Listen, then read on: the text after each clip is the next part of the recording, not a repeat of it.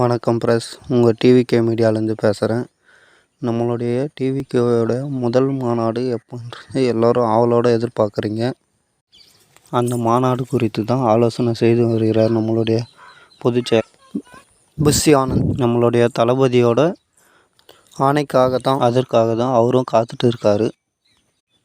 நம்ம தளபதியோட பிறந்த நாள் ஜூன் 22 நடத்தலான்னு ஒரு ஆலோசனை நடத்திக்கிட்டு இருக்காங்க. அது விரைவில் முடிவாக உடனே அதிகாரப்பூர்வ அறிவிப்பு வரும். அது வரைக்கும் நம்ம தொண்டர்கள் அனைவரும் அமைதி காக்கவும்.